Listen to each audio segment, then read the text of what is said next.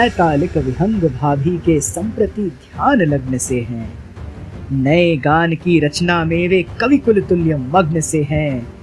बीच बीच में नर्तक केकी मानो यह कह देता है, मैं तो प्रस्तुत हूँ, देखें कल कौन बड़ाई लेता है।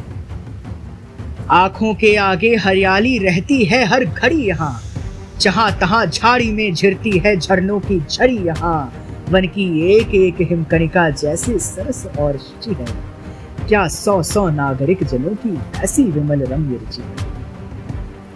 मुनियों का सत्संग यहाँ है जिन्हें हुआ है तत्व ज्ञान, सुनने को मिलते हैं उनसे नित्य नए अनुपम आख्यान। जितने कष्ट कंटकों में है जिनका जीवन सुमन खिला, गौरव गंध उन्हें उतना ही अत्र तत्र सर्वत्र मिला।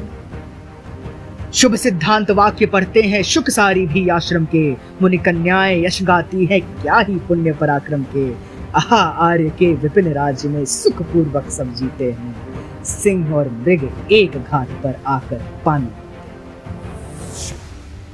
गुह निषाद शवरों तक कामन रखते हैं प्रभु कानन में, क्या ही सरल वचन रहते हैं इनके भोले आनंद में। इन्हें समाज नीच कहता है पर हैं ये भी तो प्राणी, इनमें भी मन और भाव है किंतु नहीं ऐसी वाणी। कभी विपिन में हमें व्यंजन का पड़ता नहीं प्रयोजन है, निर्मल जल मधुकंद मूल फल आयोजनमय भोजन है। मनः प्रसाद चाहिए केवल, क्या कुटीर फिर क्या प्रासाद। भाभी का आह्लाद अतुल है, मंझली माँ का विपुल विषाद। अपने पौधों में जब भाभी भर भर पानी देती हैं, खुरपी लेकर आप निराती जब वे अपनी खेती हैं। पाती है तब कितना गौरव कितना सुख कितना संतोष, स्वावलंब की एक झलक पर न्योछावर कुबेर का दोष। सांसारिकता में मिलती है यहाँ निराली निस्पृहता, अत्रि और अनसूया की सी होगी कहाँ पुण्य गृहता।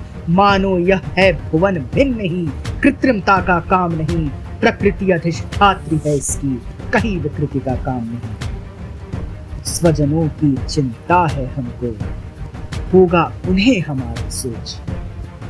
यही एक इस विपिन वास में दोनों ओर रहा संकोच। सब सह सकता है परोक्ष ही कभी नहीं सह सकता प्रेम, बस प्रत्यक्ष भाव में उसका रक्षित सा रहता है क्षीण। इच्छा होती है स्वजनों को एक बार वन ले आऊं, और यहाँ की अनुपम महिमा उन्हें घुमा कर दिखलाऊं। विस्मित होंगे देख आर्य को वे घर की ही भांति प्रसन्न, मानो वन विहार में रत हैं वे ऐसे ही श्री संपन्न। मानो वन विहार में रत हैं वे ऐसे ही श्री संपन्न।